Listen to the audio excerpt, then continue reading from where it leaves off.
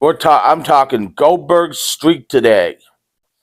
I've talked about this a little bit in the NWO, in the history of the NWO video, but we never went into details. The official tally from WCW was 173-0 when he finally lost to Kevin Nash, including him winning the US and the world titles. Now, the thing is, that was the WCW tally. People think they inflated that. Actually, they're pretty sure they inflated that. They think it was actually around 120 to 150 and 0. And actually, it wasn't an 0. Because actually, he first started wrestling as Bill Gold. And in his, I think it was his third or fourth match as Bill Gold, was a loss to a man from Techno Team 2000. It was a dark match before Saturday night, and he took a loss to this guy. But they didn't count it in the official tally. They counted his wins as Bill Gold, but they didn't count this loss. So he took a loss early on, but they never counted it. But this streak was very organic. They built it up slowly, and the fans didn't quite know what was going on at first, until Mike Tenay one day said this is like his 6th or 7th win in a row. And what he'd do is he'd just appear on the show, wrestling some jobbers at first.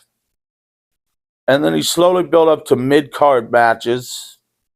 And then eventually won the U.S. title. And he never really had feuds in during this time. He'd just beat people. And the fans would eventually notice his intensity. And as he won more matches, the fans got behind it and started tallying the matches. And eventually, WCW started inflating those wins to make him sound even greater than he was. Until one day when he was set to face Hollywood Hogan, for the world title. Now, he had to go through Scott Hall earlier in the night, but then beat Hollywood Hogan for the world title. Now, this went on for over 500 days, which is pretty impressive. But Goldberg said every time he went to the arena, he was expecting to lose the match. And Bischoff said it got to the point where they had to think of a way for him to finally lose, because every streak had to come to an end. And they had to think of someone legitimate for him to lose to. And that's when they picked Kevin Nash finally, because he was bigger and it could look legitimate. But losing to Kevin Nash legitimately, because Nash was a heel, would not look legitimate. So that's when Scott Hall's name came in. And Scott Hall came in and used a cattle prod on Goldberg to stop the spear and get Kevin Nash the victory. Now, a lot of people thought this was bullshit, utter bullshit. And I don't blame them, because it was utter bullshit. Especially since a week later, Kevin Nash dropped the title to Hogan in the finger poke of doom, which was another utter bullshit moment. That was blamed. Both these things were blamed for the fall of WCW. But according to Bischoff and Nash, they did this to rebuild the NWO, so Goldberg could then run through the newly rebuilt NWO and win the title again.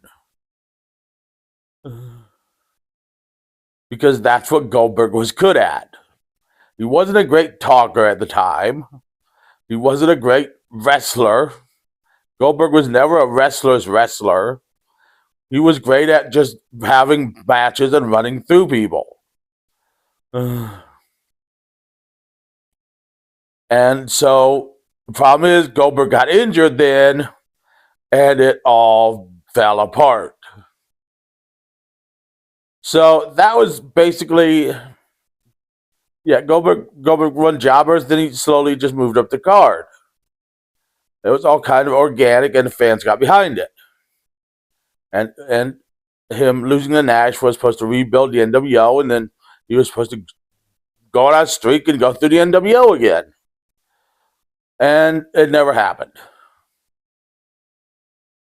Goldberg was huge back in the 90s. Everyone wanted to watch Goldberg. Everyone wanted to play as Goldberg in the video games. The man invented the spear, which is a move that everyone uses nowadays. And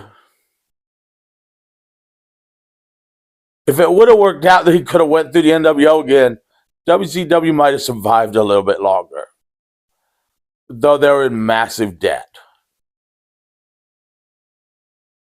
So that's the story of the streak. Was it good? Yes, at the time. Did it help WCW? Yes, at the time. Was he actually 173-0? He was actually like 120, 150, and 1. Well, and 2 after he lost to Nash. So now stay tuned for a word from our sponsor. Do you want to be a horse? Yes, you do. Do you want to be a horse? Yes, you do. Do you want to be a horse? Well, if you want to be a horse, you must wear shoes. You do. If you want to be a horse, you must wear shoes. If you want to be a horse, you must wear shoes. If you want to be a horse, you must wear shoes, and we all do.